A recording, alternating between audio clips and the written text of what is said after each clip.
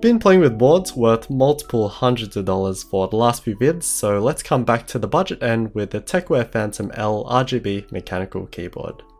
Opening up the box, we have our USB Type-C cable, and I said I'd start calling this out, please stop folding cables. And then we get 4 extra key switches with a key switch puller, which tells us something, and a plastic ring keycap puller. And here's the keyboard itself. In the hands, it is a pretty light keyboard coming in at just under 600 grams, so about the same weight as the typical 60%. But the top is made from aluminium and there isn't much flex to it, and maybe you can tell that it's a bit slimmer than usual. And that's because the L means low profile, at least that's what I'm hoping and assuming. So the case itself is quite slimmer than a traditional mechanical keyboard. It's about 11mm thick, but then this bit towards the back that houses the flip-up feet and the USB Type-C port adds a bit more thickness as it's also on an angle, and at its thickest point it's about 16mm. Although it does have a low profile floating key design, so that doesn't particularly matter, meaning that the case doesn't cover the key switches. What really matters is the distance between the base and the top of the keycaps, which at its thickest point is around 30mm, and this is about 10mm shorter than most of the other mechs I have in my room, again at their thickest points. So obviously it has portability benefits, a bit easier to slip into the bag, but more importantly to me is the ergonomic benefits. The one thing about mechanical keyboards that I don't particularly love is the height of them. I mean, with a proper typing technique and posture, the height doesn't matter as much, but as I am lazy, and many of us are the same, especially when gaming, we rest our wrists on the table. And simply put, this reduces the angle and strain on your wrists. And to be honest, I really did enjoy this aspect of the keyboard. It's legitimately just more comfortable to use for me personally. And what makes these possible are these switches. As alluded before, this is an Outemu hot swap keyboard, so we can pull these out with the included key switch puller, and as always they are a pretty tight fit, and the sockets and plate are actually only compatible with these particular low profile switches. These are Outemu Snap Spring Blue switches, which are slightly lower profile, which you can see comparing it to a standard key switch.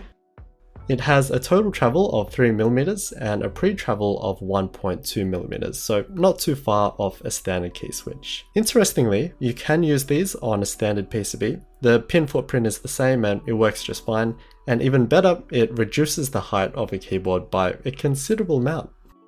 And when you shorten a key switch, you gotta change the traditional MX internals. So the stem does not have a click jacket or tactile bump in the leg. Instead, the click and bump are created by, well, they described it well enough in the name, snap springs. Pretty cool to see something a little different. So let's see how they type.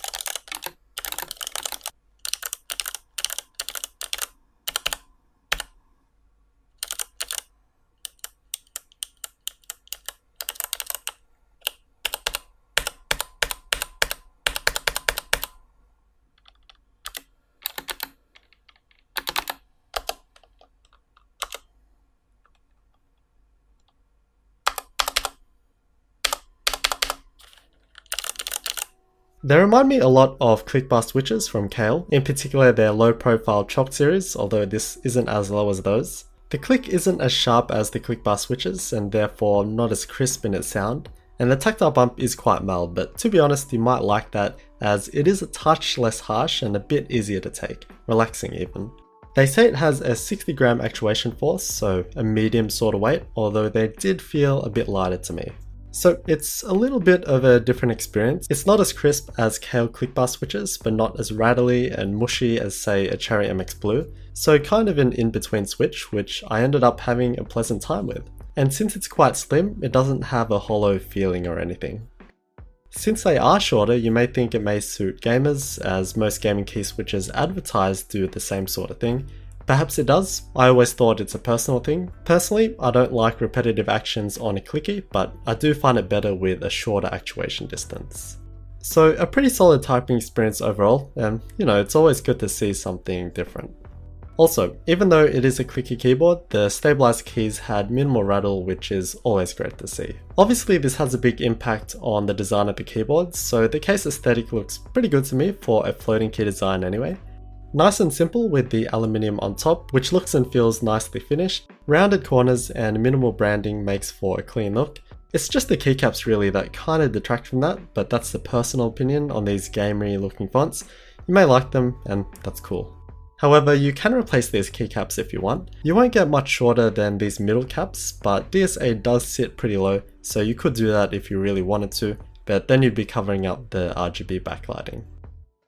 You can download the software from the website, and it looks surprisingly sleek. So we have 3 customizable profiles, and it's super self-explanatory. We can select the key and change it to whatever.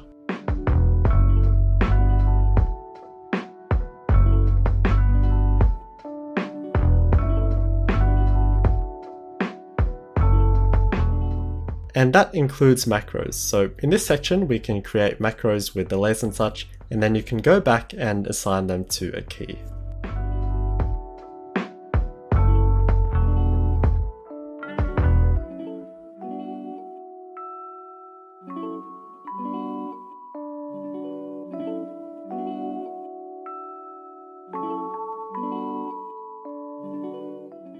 Unfortunately, I couldn't find a way to change the profiles on the board itself. You have to change via the software, so you can't really quickly access the other functions you assign to another profile, especially since you won't be changing too many keys on your default because you actually need to use them as intended.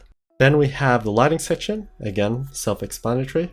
And finally the gaming mode section where you can disable some keys that may put you in a spot of bother. Overall, just a simple piece of software that works. I still would like to be able to switch profiles on board to quickly access other functions because there are profiles instead of layers. And let's take it apart. There's a couple of Phillips head screws under some keycaps and it comes apart super easy. This makes sense. There's some foam that goes between the PCB and the bottom of the case. As I mentioned before, it had a pretty dense feel, and paired with the naturally slim construction, it provides a nice space for typing. The aluminium plate is 1.5mm thick, which is the standard, but as it is the whole top piece, it makes for a light keyboard. And on the PCB, it looks pretty normal, but of course where the switch pins would be, there are the Outemu sockets, which the key switches go into. And it has the usual SMD RGB LEDs on there. The bottom piece is made from plastic, pretty basic, no ribbing on the bottom for reinforcement, but it's low profile anyway. And it looks like there's some room for a switch here, so perhaps there's a Bluetooth version hovering around under some other brand name. And that's the TechWare Phantom L. Always love coming back to the budget end of mechanical keyboards. This is $50, probably could get it for less, and I say it over and over again, budget mechs are the most accessible, and these TechWare boards are particularly popular in Southeast Asia. The main feature of the board is its low profile form factor. It's going to be light, it's not going to feel super premium or anything, but I actually enjoyed using something that's a bit slimmer than what I'm used to. And that's brought about by these low profile snap spring Outemu switches. An interesting one, bit of an in-betweener, not the clickiest, not the most tactile, and I would say my experience with these have been a bit laid back and less in your face sort of thing, which I ended up liking. And maybe that short distance will be comfortable for gaming, I don't know, it's up to you. And that's the thing, it's a unique little board that will suit someone out there.